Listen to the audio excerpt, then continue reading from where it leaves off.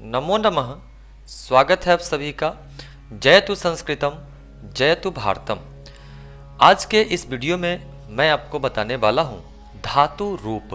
धातु रूप में अलग अलग धातु का पांचों लकार में आपको मैं रूप बताऊंगा कि क्या क्या रूप और कैसे कैसे चलते हैं। तो चलिए, इससे पहले आप लोग एक चीज जान चुके होंगे, अगर नहीं जानते हैं तो मैं थोड़ा सा यहाँ पे आपको संक्षिप्त में बताने का प्रयास करूंगा कि हिंदी में जिसे हम क्रिया कहते हैं, संस्कृत में ही उसे क्या कहते हैं, धातु कहते हैं। या फिर इसको दूसरे अर्थ में हम ऐसे समझ सकते हैं कि जब किसी धातु में ना लग जाए, ना शब्द लग जाए तो वो बन जाता है क्रिया, और अगर ना शब्द न लगा रहे तो वो क्या होता है, धातु होता है। जैसे यहाँ पे ध्यान दीजिएगा, जैसे यहाँ पे मैं लिखता हूं पठ, ठीक है, पठ, या फिर हिंदी में इसी को हम लोग क्या कहते हैं, पढ़। पढ़ है तो पढ़ क्या होगा, आपका धातु होगा। लेकिन जैसे ही इसमें हम ना शब्द लगा दे तो बन गया पढ़ना, तो ये क्या हो जाएगा, अब क्रिया हो जाएगा। क्या हो जाएगा, क्रिया हो जाएगा। तो इतनी बात समझ में आ गई कि अगर किसी शब्द में ना शब्द लगा रहे तो वह क्रिया, और ना शब्द न लगा रहे तो वह क्या होगा, धातु होगा। समझ गए। तो चलिए, आज के इस वीडियो में मैं लेकर के आया हूं आपके लिए पहला जो धातु है वो है आपका गम धातु। कौन सा धातु, यहां ध्यान दीजिएगा। पहला धातु गम धातु, गम से बना गच्छ, और इसका अर्थ होता है हिंदी अर्थ जाना। ठीक है, इसका सबसे पहले हम लट लकार में कैसे इसका रूप चलता है, धातु रूप गम धातु का अर्थात गच्छ का लट लकार में कैसे रूप चलता है, इसको आज हम लोग जानेंगे। अब लट लकार का यहाँ पे ध्यान दीजिएगा, यहाँ पे लट लकार के कुछ यहाँ पे सूत्र दिए गए हैं, इसको ध्यान देने की जरूरत है। सबसे पहले तो संस्कृत में कितने वचन होते हैं, 3 वचन होते हैं। एक वचन, द्विवचन और बहुवचन, ये 3 वचन होते हैं संस्कृत में। और पुरुष भी कितने होते हैं, 3 होते हैं, प्रथम पुरुष, मध्यम पुरुष और उत्तम पुरुष। समझ गए इतना तक। तीनों पुरुष और तीनों वचनों में क्या क्या रूप चलते हैं, इसको सबसे पहले हम लट लकार में देख लेंगे। तो आइए, ती, तह, अंति, सी, थह, थ, आमी, आवह, आमह, ये क्या होते हैं, लट लकार के सिंपल, इसको आप फॉर्मूला समझ लीजिए, सूत्र समझ लीजिए। इसी सूत्र पर क्या होता है, लट लकार का कोई भी धातु जो है लट लकार में बनता है, इसी सूत्र को ध्यान में रखते हुए, इसी सूत्र के सहयोग से। तो चलिए, यहाँ पे एक चीज मैं आपको बता दूं कि यह जो गम है, यह जो गम है आपका, इसका प्रयोग केवल भविष्यत काल में होगा। बाकी 4 लकार में अर्थात 5 लकार मैं आपको बताने जा रहा हूं, लट लकार, लंग लकार, लिट लकार, लोट लकार और 5वां आपका विधि लिंग। तो यहाँ पे आपको केवल भविष्यत काल अर्थात लिट लकार में गम चलेगा, बाकी सभी में आपका गच्छ चलेगा। तो चलिए, सबसे पहले यहाँ पे क्या हो जाएगा, गच्छ में वर्तमान काल का यहाँ सूत्र दिया गया है लट लकार का, ती, प्रथम पुरुष के एक वचन में क्या होता है, ती। यहां ध्यान दीजिएगा, मेरे उंगली जहां है, मेरी उंगली के पास ध्यान दीजिएगा, ती। तो यहां पे क्या हो जाएगा, गच्छति। क्या हो जाएगा, गच्छति। गच्छ में ती लगा देंगे तो बन जाएगा गच्छति। उसी प्रकार से प्रथम पुरुष के द्विवचन में क्या होता है, तह। लट लकार का फॉर्मूला होता है तह, तो क्या हो जाएगा, गच्छतः। गच्छ में तह लगा देंगे तो क्या हो जाएगा, गच्छतः। उसी प्रकार से गच्छ में अंति, तो गच्छ में अंति को लगाएंगे तो क्या बन जाएगा, गच्छन्ति। इसको इस प्रकार से लिख देंगे। ठीक है, तो ये हो गया प्रथम पुरुष का तीनों वचन में गम धातु अर्थात गच्छ धातु का रूप। अब चलते हैं मध्यम पुरुष में। इसमें क्या होता है, सी। क्या होता है, सी। तो क्या हो जाएगा, गच्छ में सी जोड़ देंगे तो क्या बन जाएगा, गच्छसी। बस, बहुत आसान है। उसी प्रकार से गच्छ में थह, यहां ध्यान दीजिए, गच्छ में थह, गच्छ में थह तो क्या बन जाएगा, गच्छथः। ठीक है, उसी प्रकार से गच्छ में थ तो क्या बन जाएगा, गच्छथ। क्या पढ़ेंगे इसको, गच्छत। तो सिंपल यहाँ पे मैंने आपको कॉर्नर में, कोने में मैंने आपको दे दिया है लट लकार का फॉर्मूला। इसी फॉर्मूला को क्या करना है, धातु के बाद में जोड़ करके और उसको अलग अलग पुरुष अलग अलग वचन में क्या करना है, लिख देना है। बहुत ही आसान है। चलिए अब आते हैं उत्तम पुरुष में। क्या होता है, आमी। लट लकार में यहां देखिए ध्यान से, आमी। तो गच्छ में आमी, तो क्या बन जाएगा, गच्छामी। उसी प्रकार से गच्छ में अब कौन सा, तो आवह, तो क्या बन जाएगा, गच्छावह। फिर गच्छ में आमह जोड़ देंगे तो क्या बन जाएगा, गच्छामह। क्लियर। तो ये था आपका लट लकार में गच्छ धातु का कैसे रूप चलता है, इसको आपने जाना। ठीक है, बस ध्यान ये रखना है कि आपको यहां पे लट लकार का फॉर्मूला याद रखना है। ती तह अंति, सी थह थ, आमी आवह आमह। यही फॉर्मूला क्या होता है, सूत्र क्या होता है, धातु के साथ लग करके और लट लकार में इसका प्रयोग किया जाता है। चलिए आगे बढ़ते हैं हम लोग। चलते हम लोग दूसरा जो है आपका गच्छ धातु का ही लंग लकार में। अब एक चीज यहाँ पे ध्यान देने की बात है, यहाँ पे कोने में यहाँ इसका लंग लकार का सूत्र दिया गया है, इसको ध्यान से देख लेने की आवश्यकता है। क्या होता है, पढ़िएगा ध्यान से। त ताम अन, अह तम त, अम आव आम। ये हो गया आपका लंग लकार का सूत्र। यही सूत्र क्या होता है, धातु के बाद में लगता है, जुड़ता है और उसके बाद लिखा जाता है। एक चीज यहाँ पे ध्यान देने की यह बात है, सबसे विशेष बात, लंग लकार अर्थात भूतकाल में किसी भी धातु को बनाना हो तो उसमें हाँ कुछ धातु ऐसे हैं जिसमें अ नहीं लगता है, लेकिन कुछ धातु ऐसे भी हैं जिनमें अ लगते हैं। तो जैसे यहाँ पे प्रायः जो भी ऐसे धातु होंगे जिसमें अ नहीं लगेगा तो वो मैं आपको बता दूंगा। यहाँ पे सबसे पहले गच्छ में क्या करना है, अ लगा देना है, तो क्या बनेगा, अगच्छ। क्या हो जाएगा, अगच्छ। उसके बाद यहाँ पे त को जोड़ देना है। क्लियर। केवल भूतकाल में इतना याद रखना है कि आपको धातु से पहले अ लगाना है। किस धातु में अ नहीं लगेगा ये मैं आपको बताऊंगा, ज्यादा चिंतित होने की आवश्यकता नहीं है।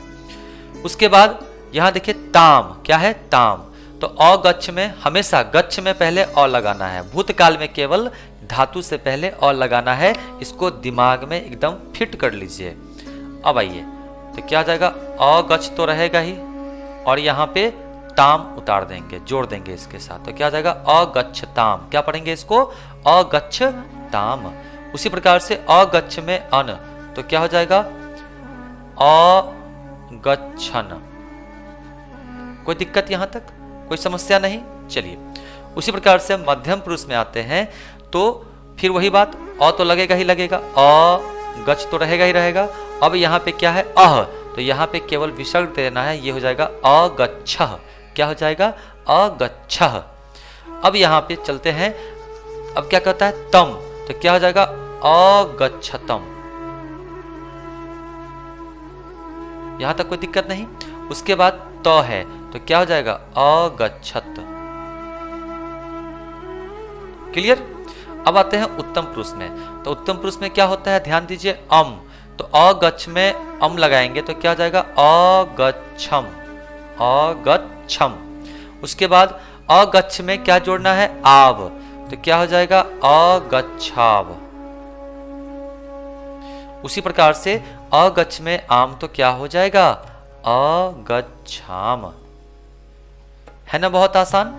ठीक है, तो बस भूतकाल में इतना याद रखना है कि धातु से पहले अ जोड़ देना है। उसके बाद जो फॉर्मूला है लंग लकार भूतकाल का, उसको क्या करना है, अंत में यानी बाद में जोड़ना है और लिख देना है। बहुत आसान है।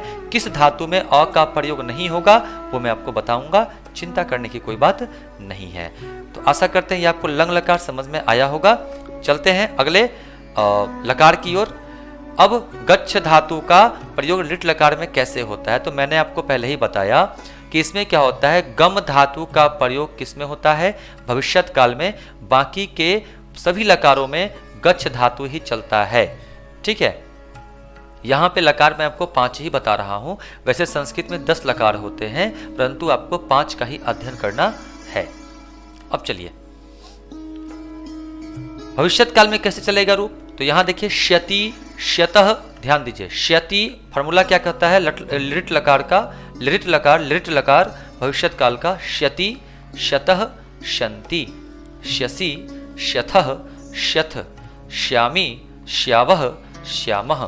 तो ये हो गए लिट लकार के सूत्र। इसी सूत्र को हम लोग क्या करते हैं, धातु के अंत में जोड़ करके लिखते हैं। उससे पहले एक बात का ध्यान देना है कि भविष्यत काल में प्रायः अधिकांशतः धातुओं में क्या होता है कि आपका ह्रस्व इकार लग करके उसके बाद फॉर्मूला जोड़ा जाता है। जैसे गम है तो गम में क्या हो जाएगा, गमी, क्या हो जाएगा, गमी। म में क्या हो गया, ह्रस्व इकार लग गया, नहीं तो गमी, और उसके बाद क्या जोड़ देंगे, श्यति, तो क्या बन गया, गमिष्यति। समझ गए बात। अब ऐसे ही जोड़ जोड़ के बना देना है। तो चलिए गमिष्यतः हो जाएगा, स्यतः, फिर क्या होता है, श्यन्ति, तो गमिष्यन्ति। एक बात मैं आपको बता दूं कि लट लकार का जो रूप होता है ती, तह, अंति, सी, थह, थ, आमी, आवह, आमह, वही रूप चलता है इसमें भी। बस केवल इसमें क्या है, श्य, श्य, श्य लग जाता है, बाकी सब कैसा है, लट लकार के जैसा ही है। चलिए अब चलते हैं मध्यम पुरुष में। क्या होता है, स्यसि, स्यथ, स्यथ, तो गमी में श्यसि, तो क्या बन जाएगा, गमिष्यसि।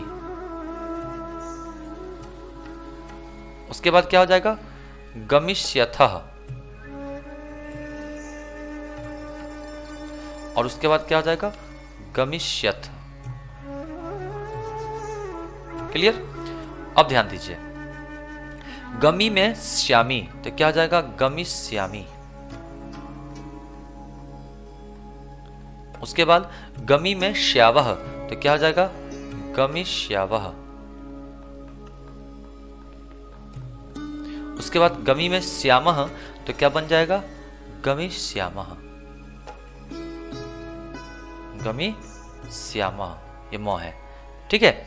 इस प्रकार से आपने जाना कि गम धातु का प्रयोग केवल भविष्यत काल में, बाकी सब में क्या होता है, चारों लकार में, 5 लकार में से एक, केवल एक किसमें, तो भविष्यत काल अर्थात लिट लकार में जो होता है, लिट लकार में वो गम धातु चलता है। और कैसे, तो गम में सबसे पहले ह्रस्व इकार लगा देते हैं। यहाँ ध्यान दीजिए ह्रस्व इकार लगा दिया मैंने, और उसके बाद यहाँ जो सूत्र है उंगली के पास देखिए, ये आपका सूत्र जो है श्यति, इसको मैंने क्या कर दिया, जोड़ दिया, और इस तरह से मैंने बना दिया। तो आशा करते हैं ये आपको समझ में आया होगा। अब चलते हैं हम लोग अगले लकार की ओर। अब चलिए, अब इसमें क्या चलेगा, गच्छ चलेगा। किसमें, लोट लकार में। चौथा लकार जो है आपका लोट लकार है, जिसका प्रयोग होता है अनुज्ञा या आदेश के अर्थ में। चलिए इसका सूत्र क्या होता है, पहले ध्यान दे दीजिए। तू, ताम, अंतु, अ और ही दोनों होता है, लेकिन प्रायः अधिकांशतः धातु के साथ अ का ही प्रयोग किया जाता है। अ, तम, त, आनी, आवह, आमह। तो ये हो गए आपके लोट लकार के सूत्र। यही सूत्र क्या होंगे, धातु के अंत में जुड़ करके और लिखे जाएंगे। चलिए तो यहाँ पे कौन सा, गम नहीं चलेगा, क्या चलेगा, गच्छ, क्योंकि मैंने बार बार इस चीज को बताया है कि गम केवल भविष्यत काल में, बाकी सब में क्या चलता है, गच्छ चलता है, नहीं। तो चलिए तू, तो गच्छ में तू जोड़ देना है, तो क्या हो जाएगा, गच्छतु, कोई दिक्कत नहीं। उसके बाद है ताम, तो क्या हो जाएगा, गच्छ ताम, गच्छ में ताम को जोड़ देना है, तो क्या हो जाएगा, गच्छ ताम। उसके बाद अंतु, तो क्या हो जाएगा, गच्छ में अंतु को जोड़ देंगे तो गच्छन्तु। उसी प्रकार से गच्छ में अ, तो कुछ नहीं, बस ऐसे ही गच्छ के गच्छ, इसको पढ़ेंगे कैसे, गच्छ, ठीक है। उसी प्रकार से गच्छ में तम, तो क्या हो जाएगा, गच्छ तम। अब देखिए गच्छ में त, तो क्या हो जाएगा, गच्छत, क्या हो जाएगा, गच्छत। यहां तक कोई दिक्कत नहीं। अब आते हैं उत्तम पुरुष में। आनी, तो गच्छ में आनी, तो क्या हो जाएगा, गच्छानी। क्लियर। गच्छ में आव, तो क्या हो जाएगा गच्छाव। क्लियर। फिर गच्छ में आम तो क्या हो जाएगा गच्छाम। ठीक है, तो ये था आपका लोट लकार का गच्छ धातु का कैसे धातु रूप चलता है लोट लकार में, वो मैंने आपको बताया। आशा करते हैं ये आपको समझ में आ गया होगा। इसका खूब प्रैक्टिस कीजिए, अभ्यास कीजिए। जितनी बार आप इसको लिखेंगे बनाएंगे उतना बार आपको अभ्यास होगा। ठीक है, और उतना ही शानदार आपके लिए धातु रूप हो जाएगा। अब आते हैं पांचवा लकार में, जिसका नाम है विधिलिंग। इसके सबसे पहले सूत्र को हम लोग जानते हैं कैसे। तो एत, एताम, एयुः, एह, एतम, एत, एयम, एव, एम। इसका अलग अलग पुरुष अलग अलग वचन में ऐसा ही रूप चलता है। अब यहाँ पे एक चीज ध्यान देने की जरूरत है कि मान लीजिए जैसे हम किसी भी वर्ण में ए लगाते हैं तो क्या होता है, उसमें एक एकले जुड़ जाता है। जैसे क में हम ए को जोड़े तो ये क्या बन जाएगा के। क्या बन जाएगा के। समझ गए बात। चलिए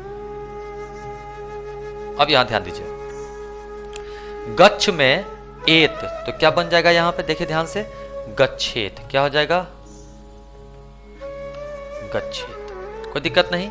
गच्छ में एताम तो क्या बन जाएगा गच्छेताम, कोई दिक्कत नहीं। गच्छ में एयुः तो क्या बन जाएगा गच्छेयुः, कोई दिक्कत नहीं यहां तक। चलिए अब मध्यम पुरुष में आते हैं। गच्छ में एह तो क्या बन जाएगा गच्छेह। क्या बन जाएगा गच्छेह, कोई दिक्कत नहीं। गच्छ में एतम तो क्या बन जाएगा गच्छेतम, कोई दिक्कत नहीं। अब गच्छ में एत तो क्या बन जाएगा गच्छेत। क्लियर। अब गच्छ में एयम तो क्या हो जाएगा गच्छेयम। गच्छ में एव तो क्या हो जाएगा गच्छेव। फिर गच्छ में एम तो क्या हो जाएगा गच्छेम, कोई दिक्कत नहीं। तो ये था आपका गम धातु, गम से बना गच्छ। गम का प्रयोग केवल भविष्यत काल में अर्थात लिट लकार में, बाकी सब में क्या होता है गच्छ धातु का ही प्रयोग किया जाता है। तो ये था आपका गम अर्थात गच्छ धातु, जिसका अर्थ होता है जाना। इसका मैंने पांचों लकार में आपको कैसे रूप चलता है इसका मैंने आपको बताया। आशा करते हैं ये पांचों लकार में आपका गच्छ धातु समझ में आया होगा। मिलते हैं फिर अगले धातु के साथ अगले वीडियो में। तब तक के लिए जय मां शारदे, जय श्री राम, जय हिंद, जय भारत, वंदे मातरम।